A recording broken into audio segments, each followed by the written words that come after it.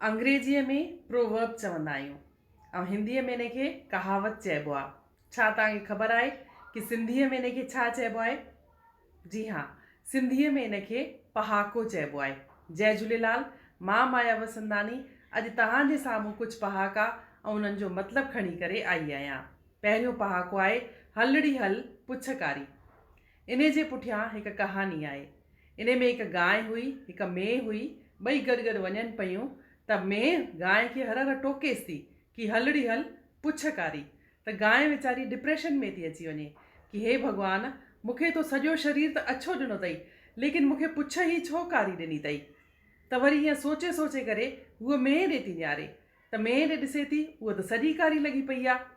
तॾहिं उहा मूंखे थी हर हर वेठी पई थी टोके कि हलड़ी हल पुछकारी। चवण जो मतिलबु आहे हिन पहाके जो तॾहिं यूज़ थींदो आहे जॾहिं हिकु इंसान में इलाही खामियूं हुजनि ऐं ॿिए साम्हूं वारे इंसान खे हर हर टोकेसि कि तो में त हीअ नंढड़ी कमी अञा अथई। तॾहिं हिन पहाके जो यूज़ थींदो आहे हलड़ी हल पुछकारी। त जीअं एग्ज़ाम्पल ॾेई था सघूं, जीअं ॿ के साहेड़ियूं हुजनि या ॿ भेनरूं हुजनि या ॾेराणियूं हुजनि, केरु बि हुजनि, उहे हिक में भले कुझु लक्षण हुजेसि न, अकुल न हुजेसि, पर ॿी नंढी वारीअ खे या वॾी वारीअ खे या ॿिए खे उहो हर हर टोकेसि कि तोखे त हीउ बि नथो अचे, तोखे त हू बि नथो अचे, अरे तूं छा ॼाणी, तोखे त कुझु कान ईंदो आहे। त हलड़ी हल पुछकारी।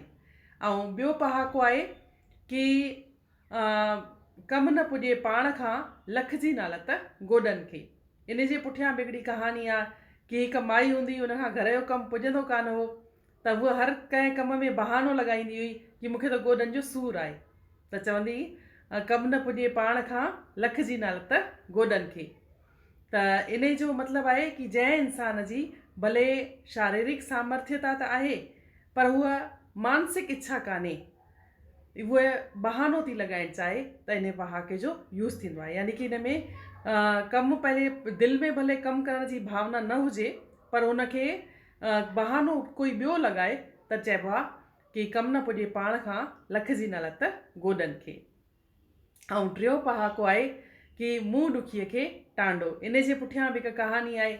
इन में घोट ज़ाल गॾु वञनि पिया रस्ते ते ई गप थी अची वञे। त माई चए थी मां हिन गप खे कीअं पार कंदमि?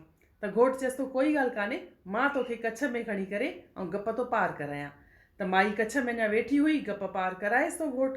त तॾहिं बि पाण खे छा थी चए, मुंहुं ॾुखीअ खे टांडो, मतिलबु मूं जेतिरो संसार में केरु दुखी आहे, तूं कच्छ में वेठी आहीं तॾहिं बि पाण खे दुखी थी महसूसु करी। त इन कहावत जो यूज़ थींदो आहे। इन जो मतिलबु इहो आहे कि संसार में केरु दुखी न हुजे, सुखी हुजे, सभु सुख हुन वटि हुजनिसि, तॾहिं बि पाण खे हू दुखी महसूसु करे त चइबो आहे मुंहुं ॾुखीअ खे टांडो।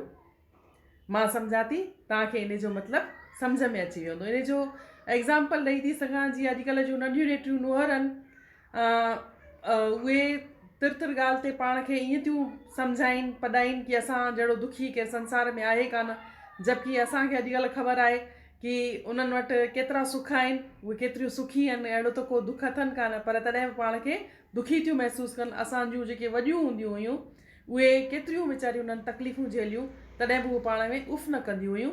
ऐं अॼुकल्ह असांजी जनरेशन या असांखां बि जेके हाणे नयूं जनरेशन जूं छोकिरियूं अचनि थियूं शादी करे, उहे पाण खे तिर ॻाल्हि ते दुखी थियूं महसूसु कनि। त चइबो मुंहुं ॾुखीअ खे टांडो। मां सम्झां थी तव्हांखे इन्हनि पहाकनि जो मतिलबु सम्झ में अची वियो हूंदो। मां ईअं सम्झंदी आहियां कि जेके बि पहाका थींदा आहिनि इहे कंहिं बि भाषा जी श्रृंगार थींदा आहिनि, कंहिं बि भाषा जी सूंहं पहाकनि सां ई वधंदी आहे। मां सम्झां थी तव्हांखे इहा ॻाल्हि मुंहिंजी ज़रूरु वणी वई हूंदी। तव्हां ख़ुदि बि पहाका यूज़ कयो, तव्हां ॿियनि खे बि मोटिवेट कयो कि सिंधी बि ॻाल्हाइनि ऐं पहाका बि यूज़ कनि। इन ई उमेद सां जय झूलेलाल।